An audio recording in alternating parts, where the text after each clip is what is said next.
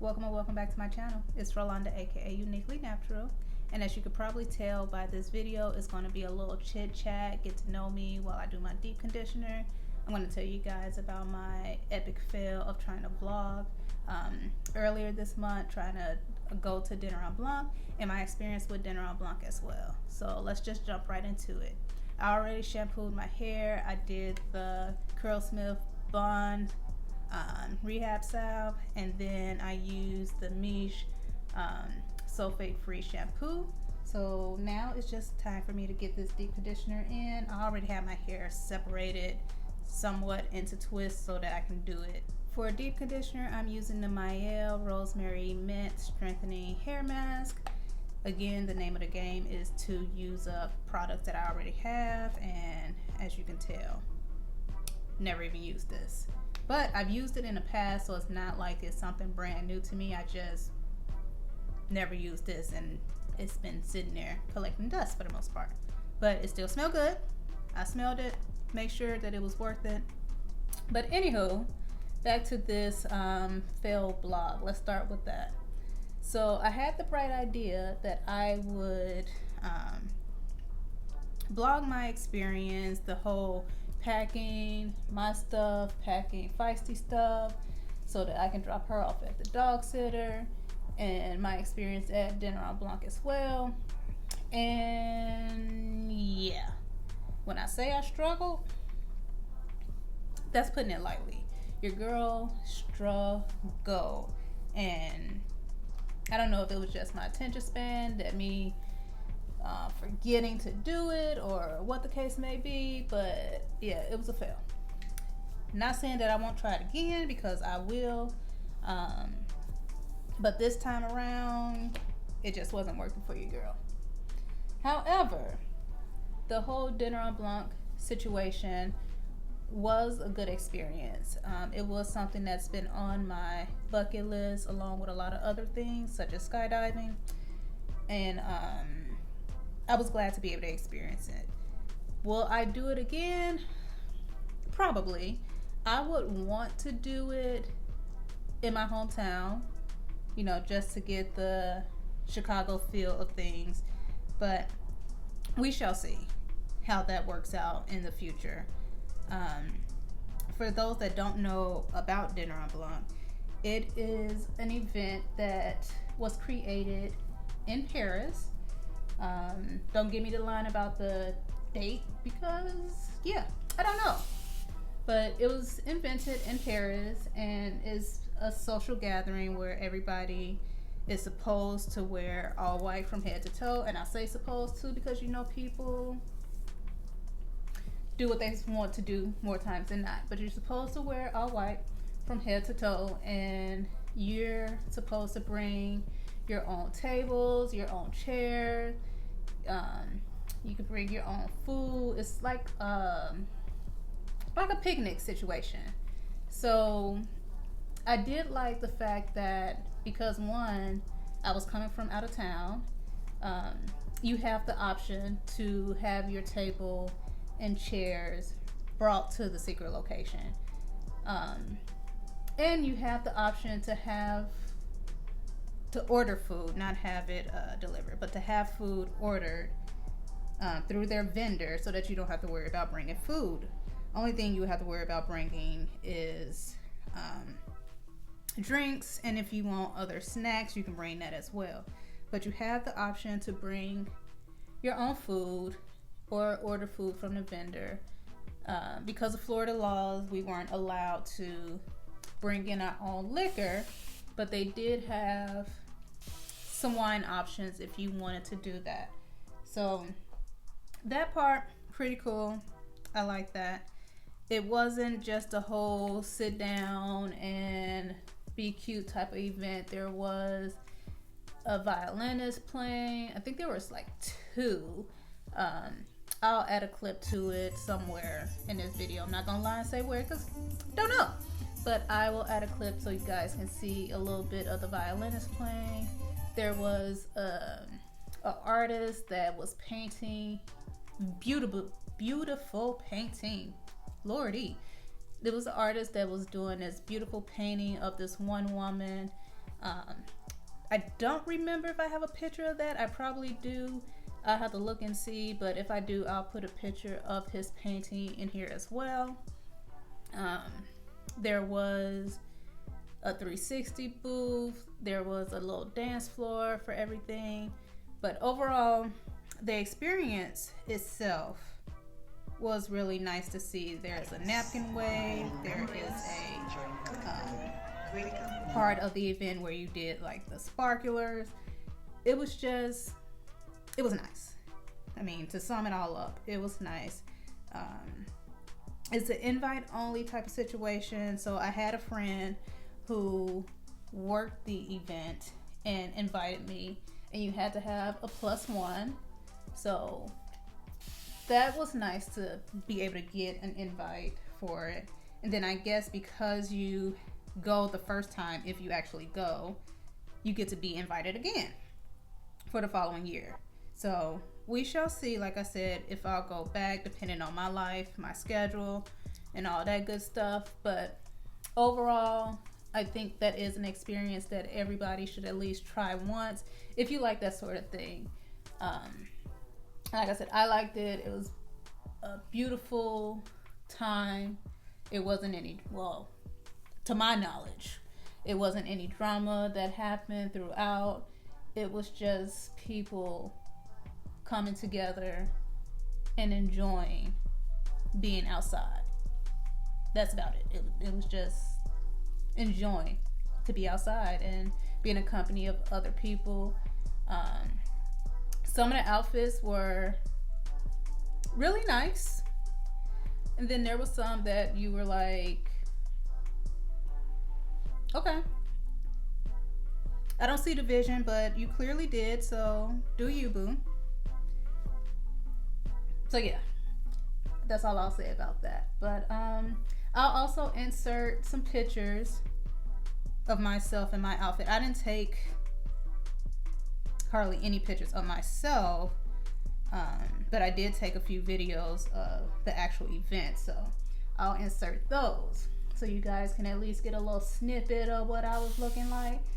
It was real basic for me, because I didn't know what to expect. Like, I was Googling some outfits of other people that gone in the past to kind of get some ideas. With it being in Florida, I didn't know how I wanted to wear my hair, so I was like, do I do a puff, or do I just let my fro hang out, or do I do some twist outs, flat twist out? I didn't know. So I ended up doing my fro. I was gonna put it in a puff, but I didn't feel like it. It was just too much work. And I had some butterfly clips that I added to my hair to give it a little razzle dazzle. The butterfly, I think it was butterfly and flowers, but I just had them on there. They had to be all white, and it just worked out perfectly for me. The butterfly clips I got from Amazon.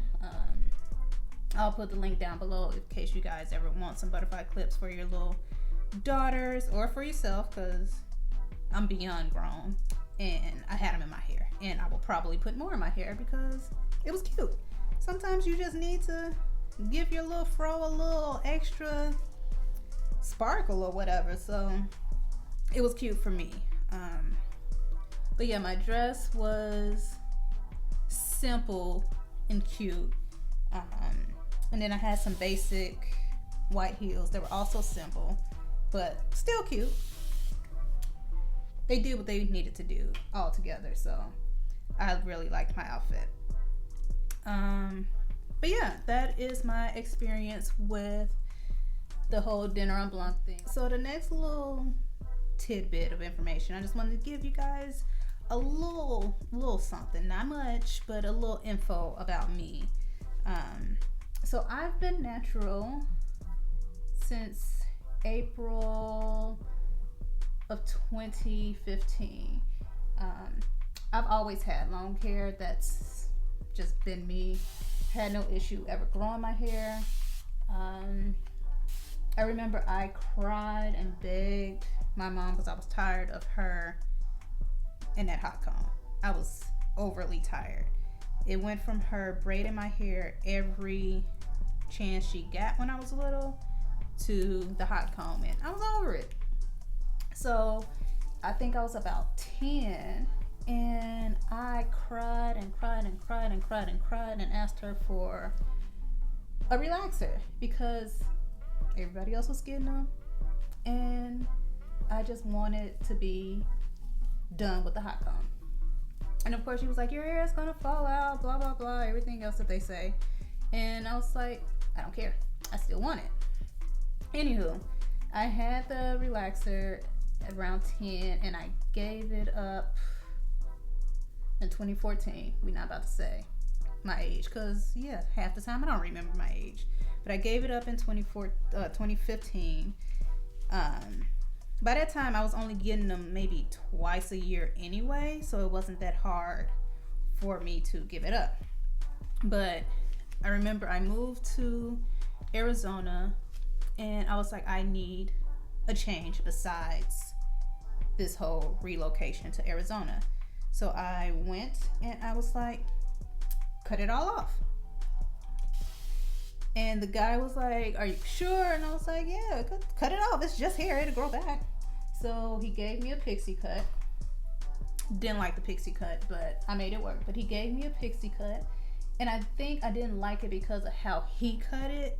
Because I do want another pixie cut somewhere down the line, but we'll see how that goes.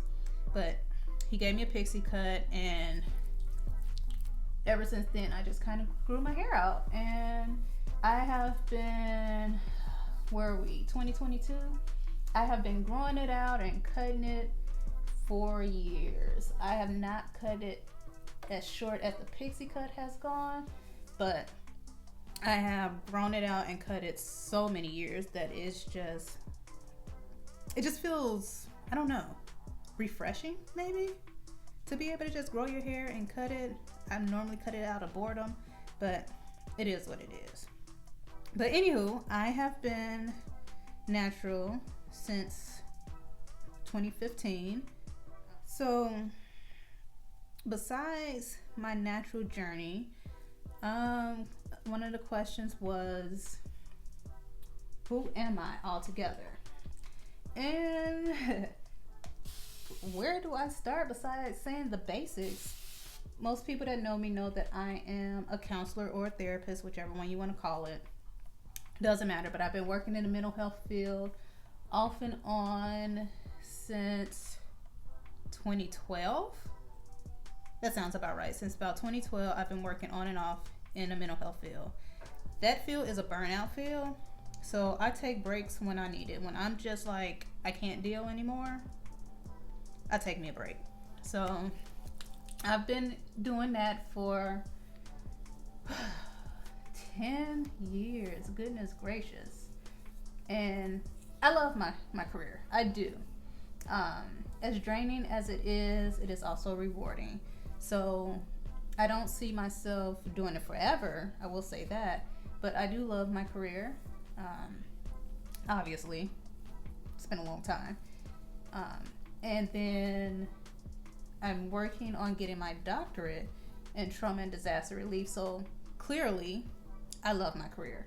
I love being able to help my people through tough times and helping them get through anything that they didn't realize that they was fighting, because a lot of people in our community don't acknowledge what's really going on. They don't feel that they need to get some help or just talk to someone. And it doesn't even have to be that you are bonkers, psycho, or whatever you want to call it. You just sometimes need someone to talk to. So that is part of the reason why, as much as I do be tired from my jobs, I wanted to get this last degree. I say last, but only God knows if this is my last degree. But I wanted to get this doctorate degree to make sure that I can keep helping our people with whatever they're struggling with. Because we need it. We need it. I mean, everybody else is getting some type of help, so why can't our people get help too? So that is that part of my life. Other than that, the last thing is, why did I start YouTube? And honestly, it has been something that was heavy on my heart to do for a while now. I just didn't know how to get started. I was nervous on starting it. I was just like, no one is going to support me. You know, all that self-doubt, self-sabotaging behaviors in my career I should know not to do, but it happens. I'm human just like everybody else. So I went through that whole little vicious cycle for a while. I would record videos and then I would hoard them and say, okay, I'm gonna drop it, and then I don't drop it, and then months go by and I still wouldn't drop it. But I think the push that so I think the push was when I started posting more on Instagram. Instagram was not, I had to be forced on Instagram. First of all, let's just start with that. One of my good friends kept telling me, oh, you need an Instagram page, and I was like, this girl is a psycho, she better leave me alone. But she kept pushing me, and I eventually gave in. I was like, all right, cool, I'll do it, because majority of my life was spent on Twitter and Facebook.